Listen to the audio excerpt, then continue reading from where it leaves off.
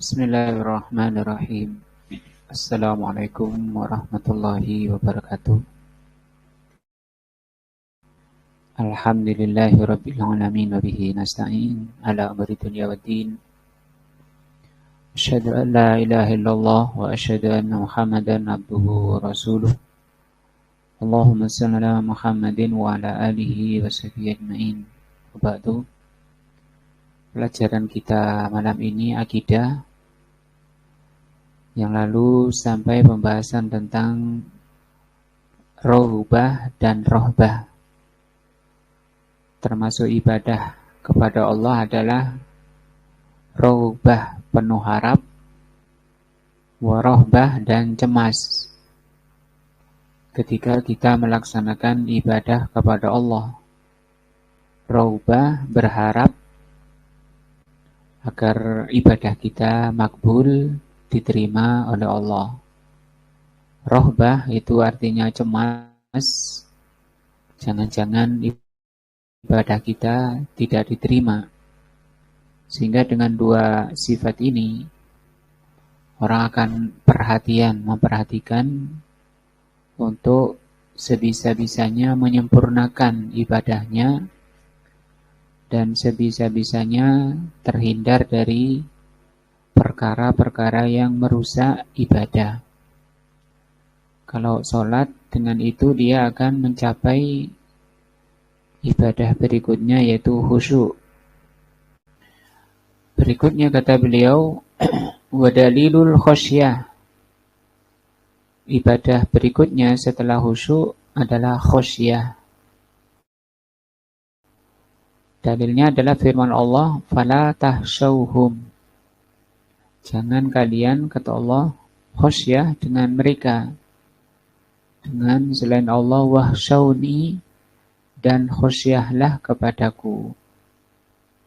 Jadi khosyah kepada selain Allah itu haram, bahkan bisa syirik. Apa itu khosyah? Kata beliau, al-khosyatu, khosyah itu ya al-khawful mabni alal ilmi. Khosyah itu artinya takut yang dibangun di atas ilmu, di atas pengetahuan. Bi'idmati man yahsyahu, ilmu tentang agungnya yang ditakuti. Wa kamali sultanihi, dan tentang sempurnanya kekuasaannya. Itu namanya khosyah. Liqaulihi ta'ala, berdasarkan firman Allah Ta'ala, innama yahsyallaha, orang yang takut dengan ilmu itu, min ibadihi, dari hamba Allah, al-ulama, hanyalah ulama. Ulama itu orang yang mengerti, berilmu tentang Allah. Allah itu maha agung, maha sempurna kekuasaannya. Sehingga dia, kata Allah, innama yahsyallaha min ibadihi al-ulama.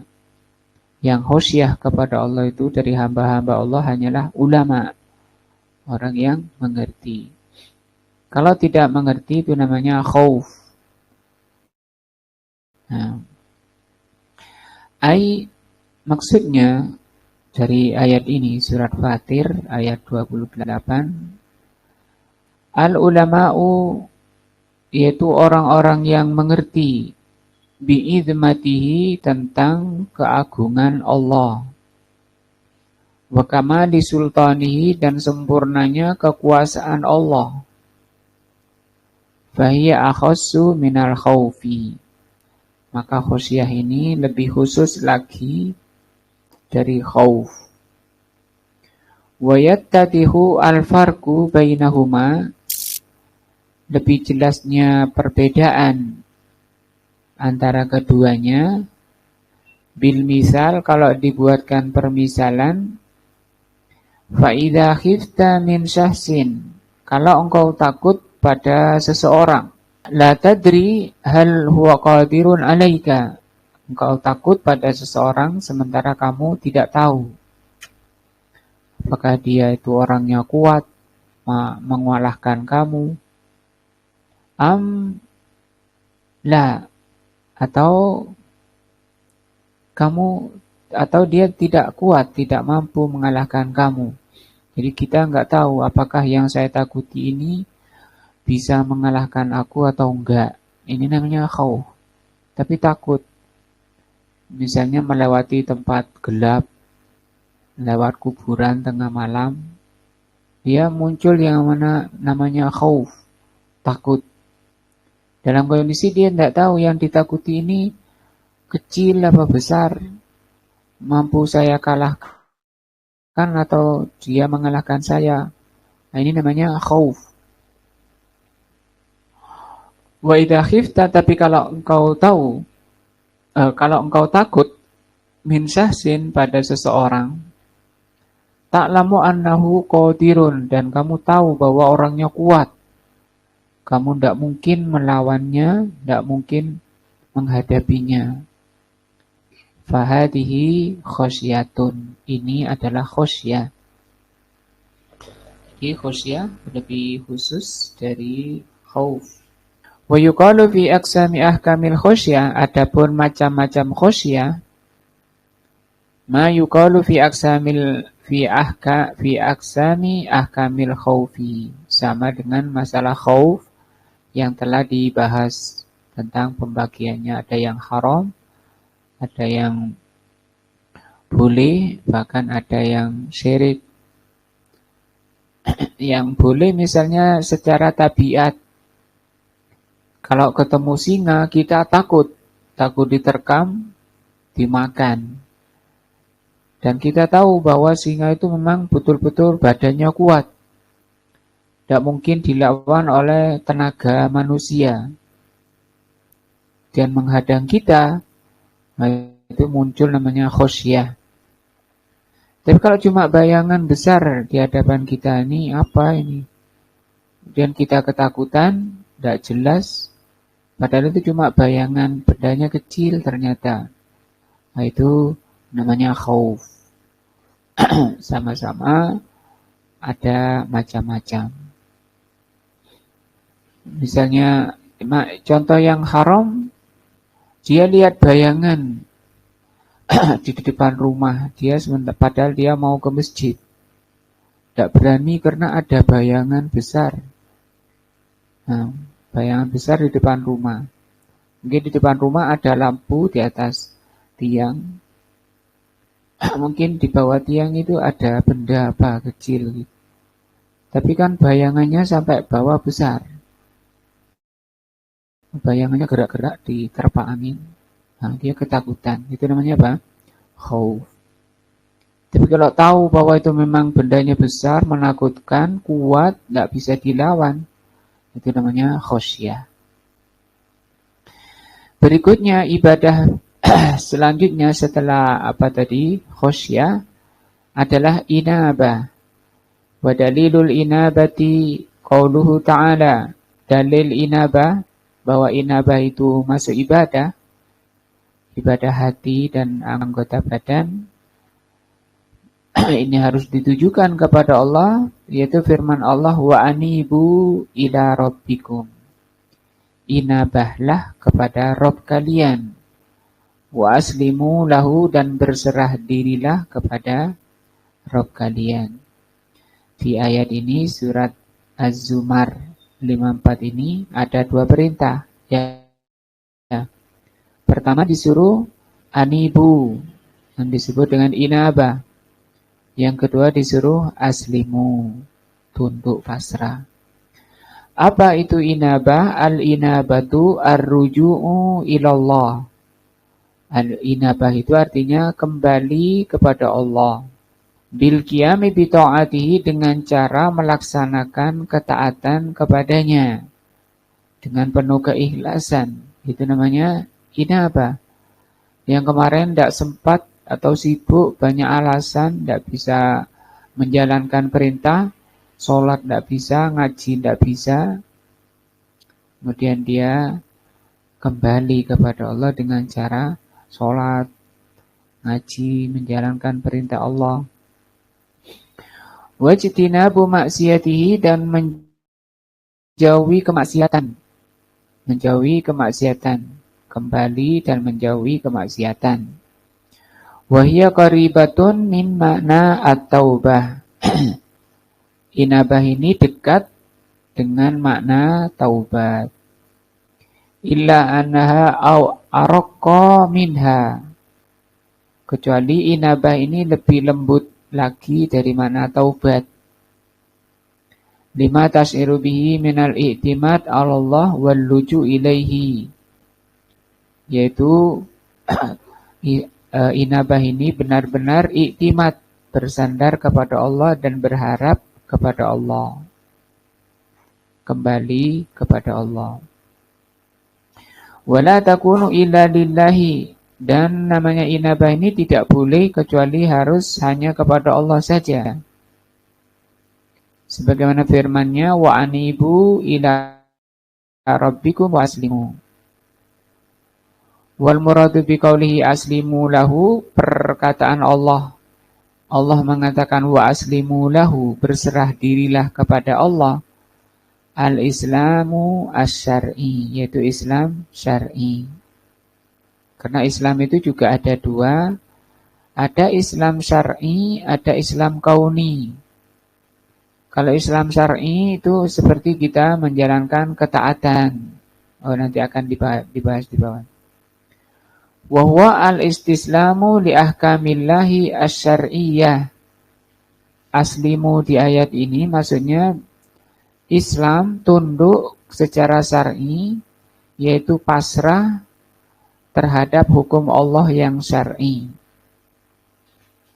Disuruh jalani, dia jalani, disuruh tinggalkan, dia tinggalkan.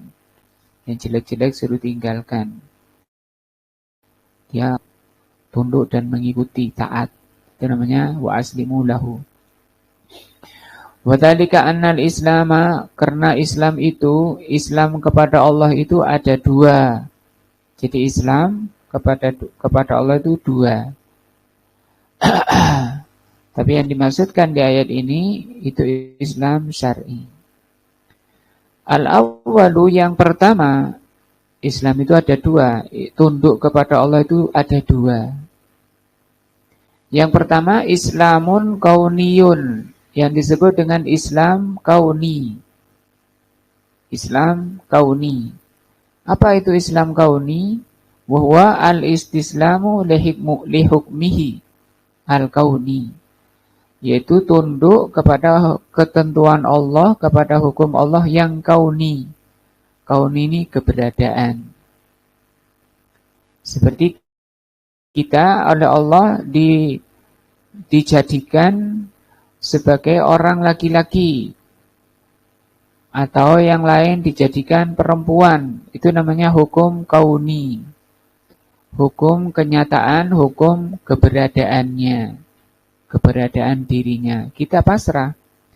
Nggak bisa, misalnya, saya nggak mau jadi laki-laki, misalnya. Saya nggak mau jadi perempuan. Aku nggak mau kalau kulit saya hitam. Aku nggak mau kalau kulit saya coklat, dan seterusnya. Nggak bisa, karena itu namanya hukum apa? Kauni. Aku maunya hidung saya mancung, dan seterusnya. Mata saya, dan seterusnya. Nah, itu nggak bisa. Harus apa? Istislam. Apa tadi istislam? Tunduk, pasrah, ikut, manut. Dengan apa? Hukum Allah, dengan ketentuan Allah. Sebagai laki-laki, sebagai wanita, kulitnya seperti apa, itu kita tunduk, pasrah. Itu namanya apa? Islam kauni. Kalau Islam kauni ini tunduk secara kauni, tunduk kepada kenyataannya, keberadaan dirinya yang ditentukan oleh Allah, wahada amun, ini umum. Likullin minat fis samawati wal ardi, umum, semua yang ada di langit. Allah menentukan langit itu panas, bulan itu bercahaya, tidak panas, itu tunduk kepada Allah. Semua yang ada di langit tunduk kepada hukum, ketentuan Allah. Min mu'minin wa kafirin, apakah dia mukmin atau kafir, tunduk sama. Wa birrin wa fajirin, orang baik, orang jelek. La yumkin li ahadin, tidak mungkin bagi siapapun, an yastagbira anhu, untuk menyombongkan diri. Oh, saya enggak mau, tangan saya tak panjangkan sedikit, misalnya. Ini tak pendekkan sedikit, tidak akan bisa. Semua yang ada di langit tidak akan bisa mengikuti, semua tunduk kepada hukum kauni. Sebagaimana firman Allah Azza wa Jalla dalam surat Ali Imran, walahu aslama, kepada Allah lah pasrah, ya. Kepada Allah lah berserah diri, tunduk, man fis samawati wal ardi, semua yang ada di langit dan di bumi.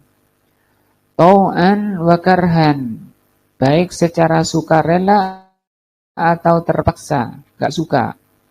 Saya enggak suka jadi wanita, itu enggak bisa. Harus apa? Aslama, tunduk.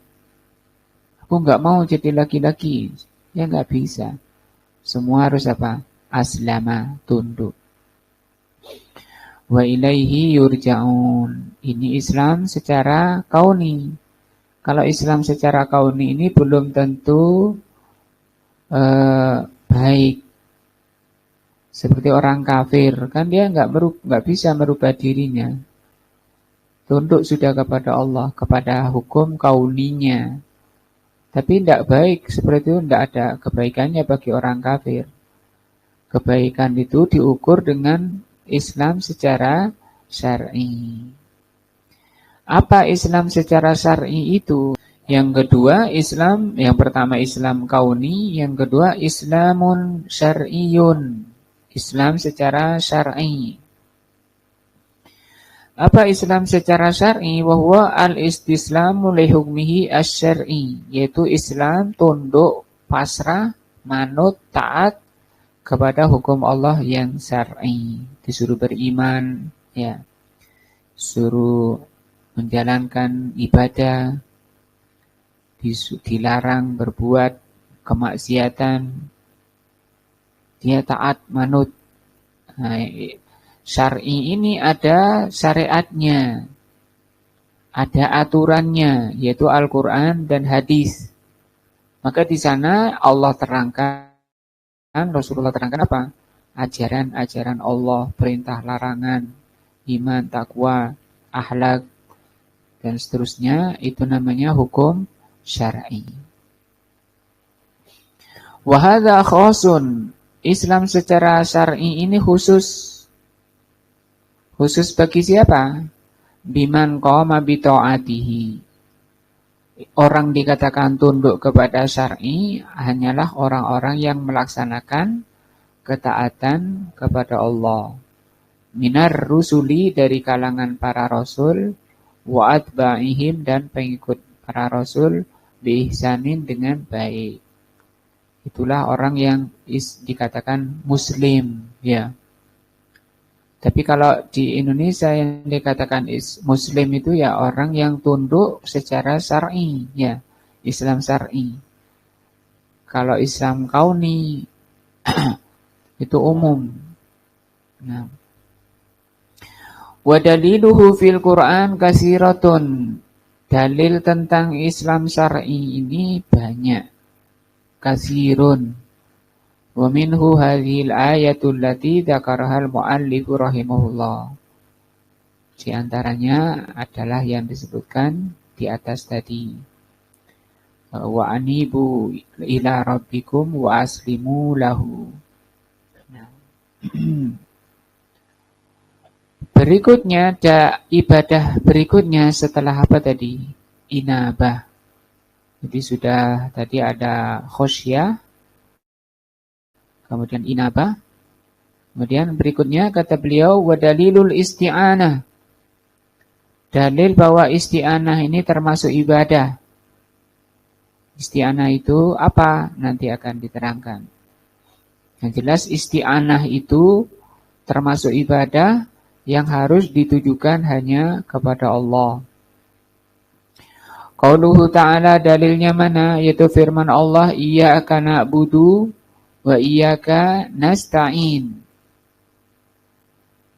Hanya kepadamu kami beribadah dan hanya kepadamu kami memohon pertolongan.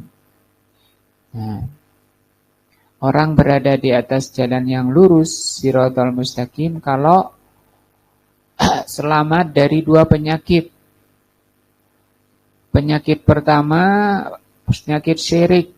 Kapan orang dikatakan syirik? Kalau beribadah pada selain Allah. Maka di sini obatnya apa? Iyyaka na'budu.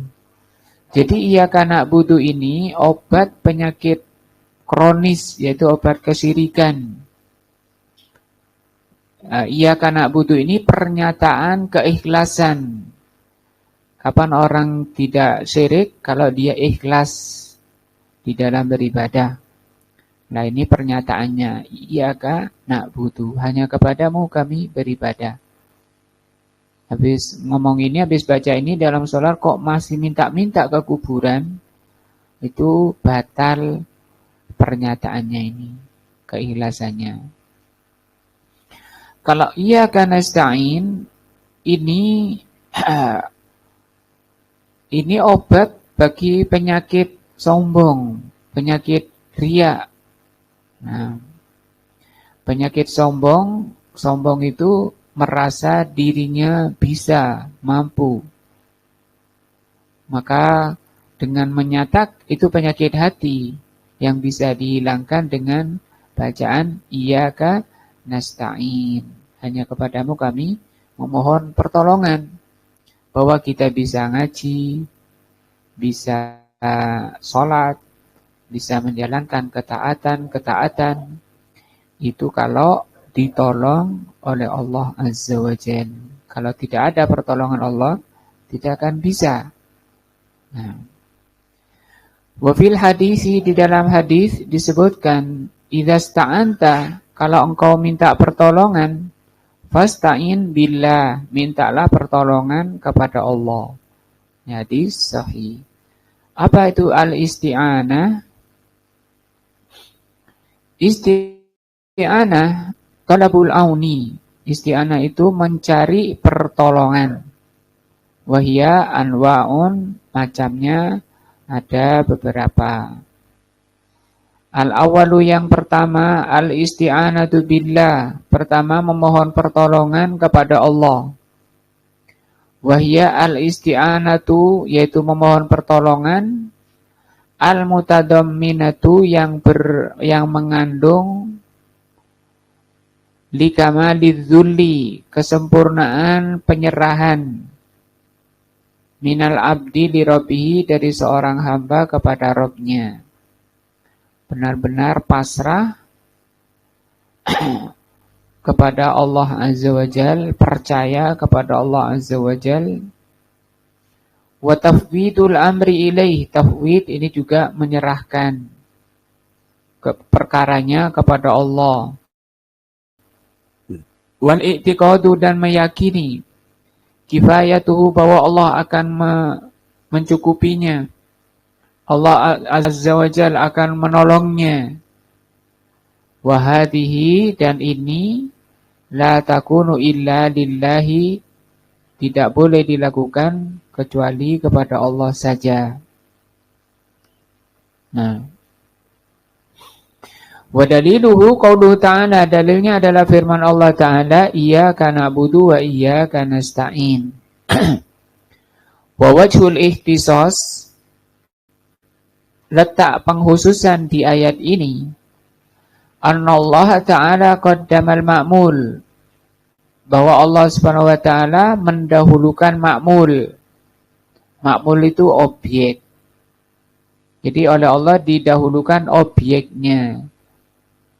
Asalnya na'budu iyyaka, kami beribadah kepadamu, asalnya. Kemudian objeknya didahulukan. Iyyaka na'budu gitu. Dan ini tidak boleh dibalik lagi, iyana tidak boleh taruh belakang, ya.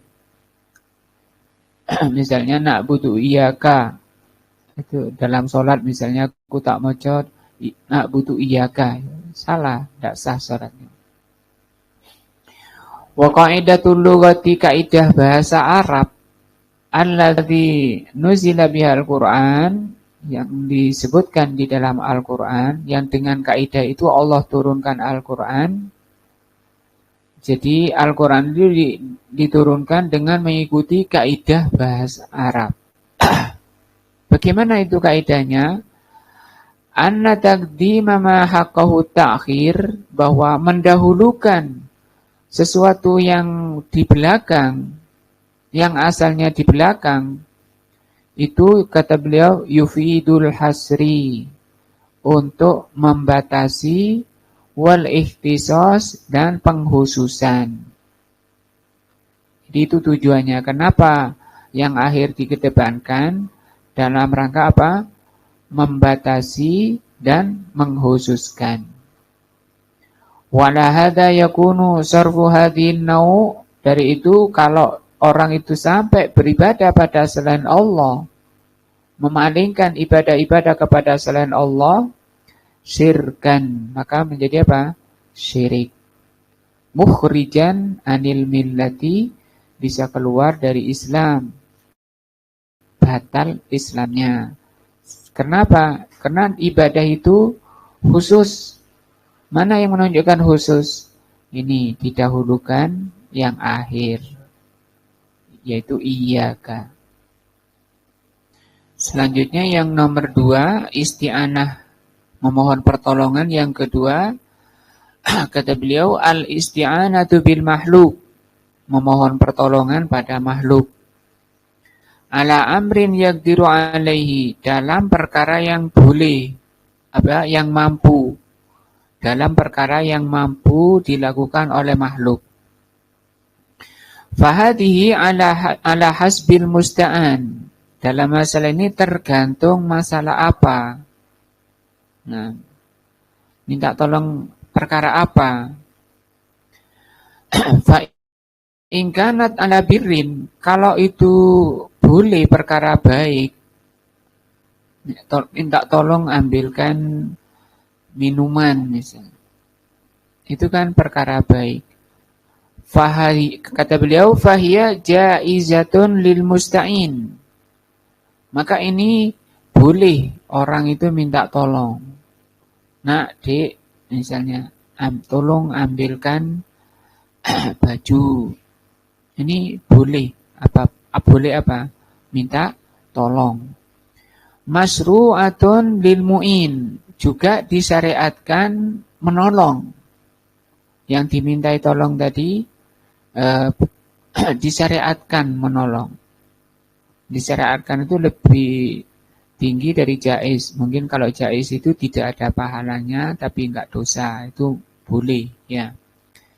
Tel masru itu diberi pahala. Siapa yang diberi pahala? Yang menolong. Yang minta tolong enggak apa-apa, walaupun enggak dapat pahala. Jadi yang mendapat pahala yang menolongnya. Berdasarkan firman Allah Ta'ala, wa ta'awanu 'alal birri wat taqwa, saling tolong menolonglah dalam perkara baik dan takwa. Wa in kana 'ala ismin fahiya haramun. Tapi kalau dalam perkara dosa, suruh tolong misalnya itu pukulan misalnya, atau suruh beli rokok misalnya, suruh beli barang haram, maka ini hukumnya haramun 'alal musta'in wal mu'in. Maka dalam masalah ini haram bagi yang minta tolong dan haram pula bagi yang menolongnya. Walaupun bapaknya, ibunya misalnya, sama bapak suruh beli rokok, itu enggak boleh. Haram bagi bapaknya, yang belikan juga haram. Berdasarkan firman Allah, wala ta'awanu 'alal ismi wal 'udwan. Janganlah kalian saling menolong dalam perbuatan dosa dan melampaui batas. Wa in kanat 'ala mubahin, tapi kalau itu perkara mubah, di perkara baik, perkara haram, perkara mubah. Ya, sekarang yang mubah. Fahiya jaizatun lil musta'in wal mu'in. Kalau perkara mubah boleh minta tolong dan menolongnya boleh. Lakinnal mu'ina, tapi bagi yang menolong qad yusabu, kadang mendapat pahala. Ala dzalika sawabal ihsan, yaitu pahala berbuat baik ilal ghairi, yaitu pahala berbuat baik pada yang lain. Wa min sama takunu fi haqqi masru'atun, sehingga disyariatkan sebagaimana firman-Nya, wa ahsinu innallaha yuhibbul muhsinin. Berbuat baiklah karena Allah itu mencintai orang yang berbuat baik. Asalisu, yang ketiga. Jadi yang pertama minta tolong pada Allah, yang kedua pada makhluk, tapi perkara yang mampu ya. Tadi rinciannya.